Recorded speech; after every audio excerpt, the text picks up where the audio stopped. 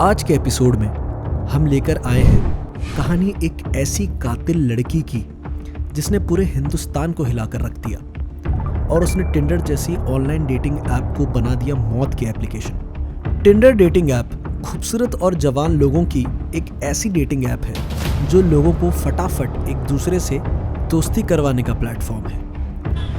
प्रिया मुंबई जब एक मॉडल बनने का ख्वाब लेकर आई तो उसके पास ज़्यादा पैसे नहीं थे, लेकिन उसके ख्वाब और खर्चे किसी स्टार से कम नहीं थे। उसे ब्रांडेड परफ्यूम से लेकर लाखों के हैंडबैग्स खरीदना बहुत पसंद था। अपने महंगे शौक के लिए प्रिया ने पहले मुंबई के लड़कों को छोटे छोटे खर्चों के लिए इस्तेमाल करना शुरू किया, जिसमें सबसे ऊपर नाम आया दीक्षांत का, जो प्रिया से 7 साल छोटा था और प्रिया के प्यार में ऐसा पागल हुआ कि उसके खर्चे उठाते उठाते वो 21 लाख के कर्ज में डूब गया।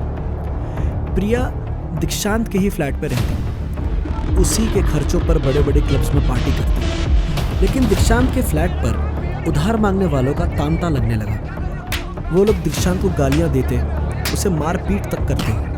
दीक्षांत बहुत घबरा चुका और उसने प्रिया को पूरी बात बताई, लेकिन प्रिया ने दीक्षांत को ऐसा आइडिया बताया जिसे सुनकर दीक्षांत के पैरों तले जमीन खिसक गई। मैं कॉल गर्ल बनूंगी और लोगों से मिलूंगी, लेकिन तुझे मेरा साथ देना होगा, वरना तू कभी अपना उधार नहीं चुका पाएगा। ये सुनते ही दीक्षांत चौंक पड़ा। Call girl? नहीं प्रिया, हम कोई दूसरा तरीका ढूंढ लेंगे। लेकिन प्रिया ने जो दीक्षांत को बताया उसे सुनकर दीक्षांत के चेहरे पर भी एक मुस्कान छा गई। अगले दिन प्रिया और दीक्षांत ने एक फर्जी आईडी पर नई सिम खरीदी और कॉल गर्ल के नाम से सोशल मीडिया पर अपना नाम फैलाना शुरू किया। देखते ही देखते प्रिया के नंबर पर ढेरों लड़कों के कॉल्स आने लगे। प्रिया अपने कस्टमर से जगह और रेट तय करती। जो सबसे ज़्यादा पैसे ऑफर करता, प्रिया उसके बताए हुए एड्रेस पर मिलने चली जाती। लेकिन कहानी में एक ट्विस्ट भी था। प्रिया को जब भी कस्टमर पैसे देता, प्रिया उसे एक ही जवाब देती, ये पैसे मुझे मेरे दलाल को देने हैं, वो रोड पर गाड़ी में बैठा है, मैं 2 मिनट में आती हूँ। प्रिया पैसे लेकर जैसे ही गाड़ी में जाती, दीक्षांत उस गाड़ी में उसका पहले से ही इंतज़ार कर रहा होता और वो दोनों कस्टमर का पैसा लेकर वहाँ से भाग जाते। हज़ारों लोगों को ऐसे चूना लगाकर जब प्रिया का नाम और तस्वीर हर जगह फैला, तो प्रिया और दीक्षांत ने मुंबई को हमेशा के लिए छोड़कर जयपुर आने का फैसला ले लिया। लेकिन दीक्षांत के उधार लेने वाले अभी भी उसके पीछे हाथ धोकर पड़े हैं। प्रिया को महंगे शौक पूरे करने थे और वो लगातार सोचने लगी कि वो ऐसा क्या करे जिससे शॉर्टकट से उसके पास करोड़ों रुपए आ जाए। एक दिन प्रिया के दिमाग में गंदा आइडिया तब आया जब उसकी दोस्त ने उसे बताया कि वो एक लड़के से मिलने जा रही है जो उसे टिंडर नाम की एक ऑनलाइन डेटिंग ऐप पर मिला है। उस दोस्त ने प्रिया को ये भी बताया कि वो लड़का काफ़ी अमीर है और पहले ही डेट पर उसने उसे 10,000 का हैंडबैग भी गिफ्ट किया। प्रिया ने फौरन अपने फ़ोन में टिंडर डाउनलोड किया और अपनी सबसे हॉट फोटोज़ उस पर डाल दी। देखते ही देखते प्रिया को कई लड़कों की रिक्वेस्ट आनी शुरू हो गई, लेकिन प्रिया की नज़र किसी चील की तरह सिर्फ और सिर्फ रईस अमीरजादों पर थी। वो फ़ोटो में उनकी गाड़ियाँ, महंगी घड़ियाँ देखकर ही उनकी रिक्वेस्ट एक्सेप्ट करती। उसका निशाना ज़्यादातर शादीशुदा लड़के होते जो बाहर अय्याशी करने के लिए टिंडर पर आईडी बनाए हुए थे। तभी एक दिन प्रिया और दीक्षांत की दोस्ती लक्ष्य से हुई, जो दीक्षांत को पहले से जानता था।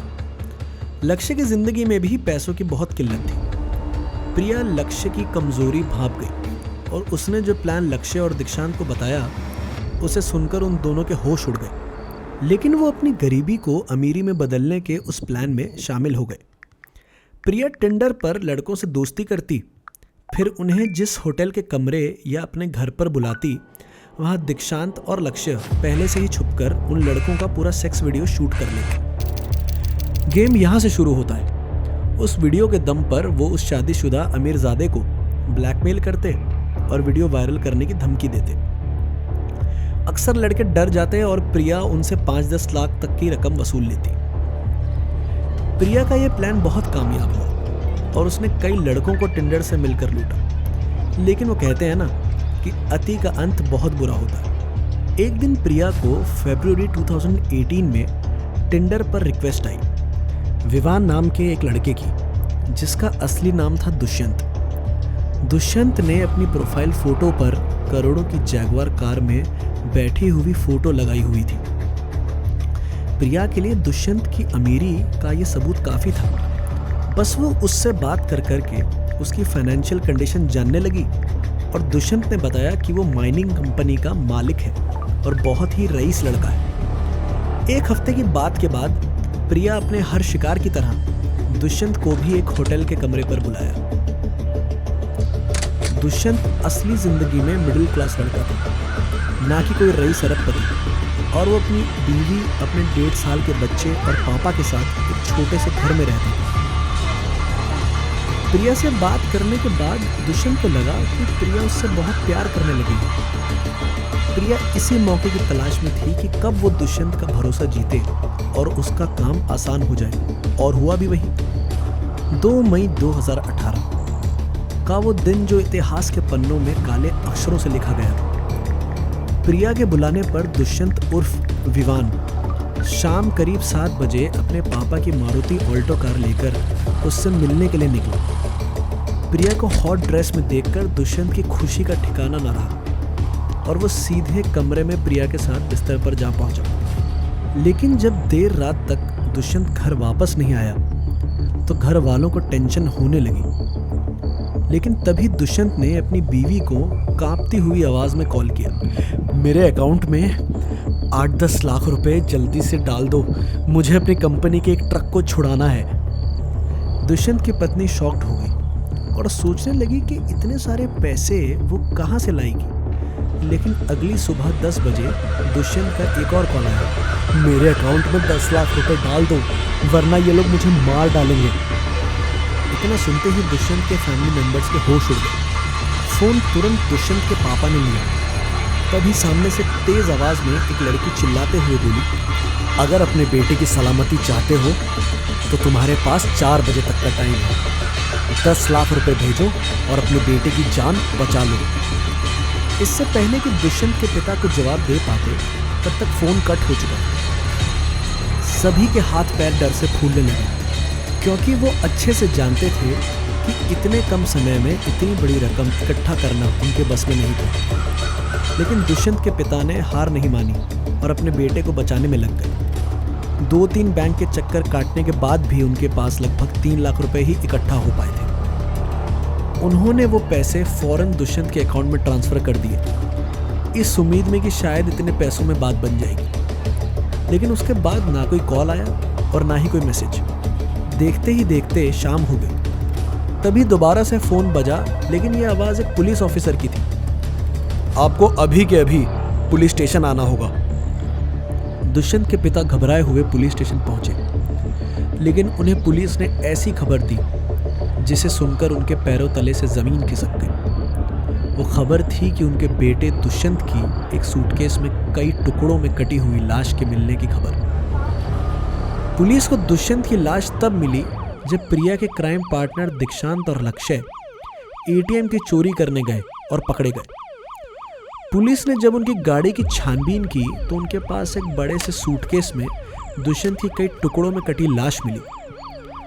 पुलिस की कड़ी पूछताछ में दुष्यंत और लक्ष्य ने प्रिया को मास्टरमाइंड बताया, और जब प्रिया को पुलिस हिरासत में लिया गया तो उसने हंसते हंसते बताया कि दुष्यंत ने उसे अमीर होने का झूठ बोला, लेकिन वो तो भिखारी था, बस मेरा दिमाग खराब हो गया और मैंने उसे मार डाला।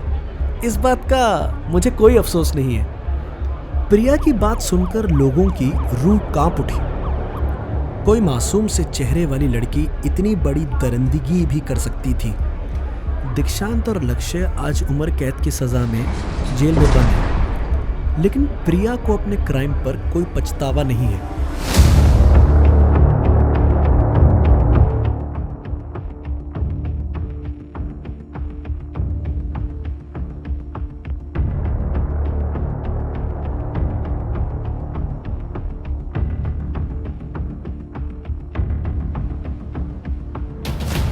प्रिया के असली इंटरव्यू की फाइल आपको YouTube पर मिल सकती है। हम अपना एपिसोड यहीं ख़त्म करते हैं। अगले एपिसोड में बात होगी एक और हथियारी लड़की की कहानी के साथ। देखते रहिए डेंजरस डार्लिंग्स और चैनल को लाइक और सब्सक्राइब करना मत भूलिए।